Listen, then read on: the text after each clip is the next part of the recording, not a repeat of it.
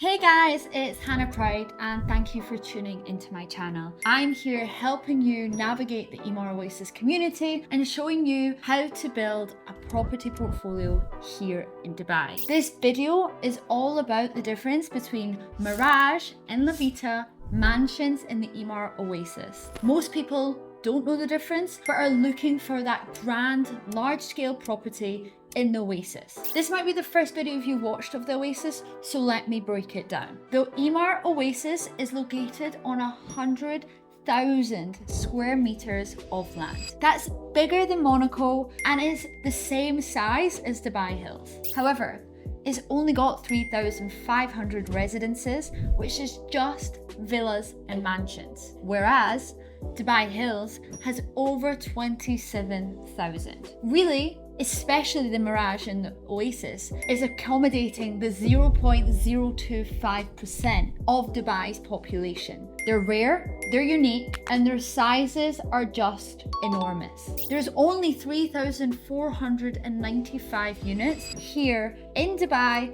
which are over the 7,000 square foot mark. And out of those, only 32 sell on average per month. That means only 0.44% of the 4 million visa holders here in Dubai can own one of these properties. And the stats say, on average, these properties are held for 10 years as they are family homes. So let me dive into it. What are the main differences between Lavita mansions and Mirage? Let's start off with Mirage.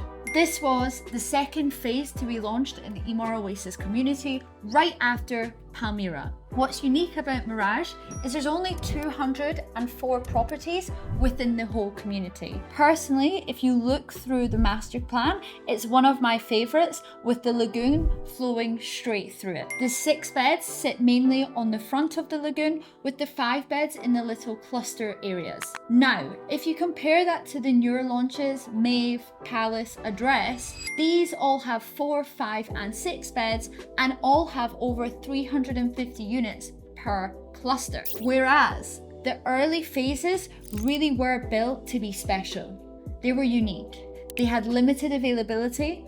And as you see, Mirage only had 5 and 6 beds, Palmyra just 4 and 5. But we're not going to speak too much on that today because we are comparing the Lavita project. Lavita is built of 43 mansions, so less than a quarter of Mirage. That is one of the biggest differences. It's even more exclusive than Mirage, which was already exclusive. What you'll also see as a major difference is Mirage is 5 and 6, Lavita 6 and 7 beds. Mirage lagoon flows inwards and all the 6 beds have lagoon facing units. Some 5 beds have more of a canal view, whereas Lavita, you'll see the water lagoon flows right the way around all of the units. Not one unit doesn't have water views. The second main difference is the built up area. Mirage is massive. It's 10 to 12,000 square foot. That is double the size of a Palmyra. However, Lavita, well, is 19 to 28,000 square foot built up. I mean, it's a mini hotel. The other main difference is the underground parking. Lavita offers underground parking, which will allow you to showcase your luxury car collection. Whereas Mirage, yes, it's big, but your parking is only at the front. The plot sizes in Mirage start at 11,000 square foot. They go all the way up to 15,500. Whereas Lavita start at 21 and go all the way up to 35,500. That means you could put in a tennis court, paddle court, Olympic swimming pool in both of them. They really do offer such a grand outdoor, indoor living. The prices in Mirage started at 15.8 and reached around the 20.5 million for 6 beds. Whereas Lavita's started at 38 million to 57, depending on on the size. Both of these locations haven't yet seen a full appreciation, but I guess the geopolitical situation has kind of caused a slight delay. But if you do look at the most recent launches of the Address 6 beds, Palace 6 beds, and the Maeve 6 beds, even the 5 beds were starting at 20 million and going up to 28. So they really got a steal, especially in being in Mirage, being that early investor. And I know you're probably sick of me saying it now. Buy phase 1, buy phase 2, and buy phase 3. You'll always thank me. The payment plan for Mirage was between 80/20 and 90/10, whereas Lavita, I guess mainly because of the higher price point, it was an 80/20, 10% every 6 months. Always remember that if you're looking to invest either of those. As I said, with both of these developments now, you can only buy secondary resale.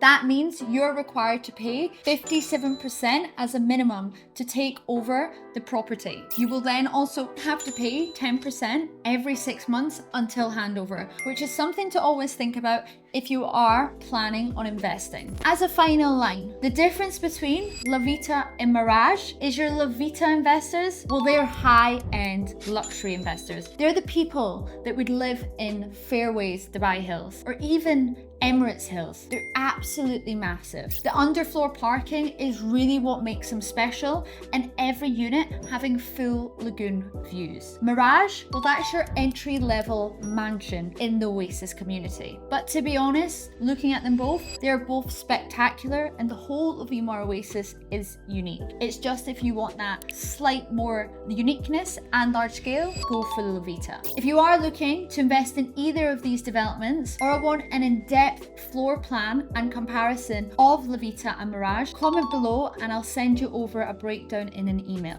If you like this video, like and subscribe wherever they are. If you want me to break down anything specific in the Emaar Oasis community or how to build a portfolio here in Dubai, drop me a message and I'll be happy to break it down.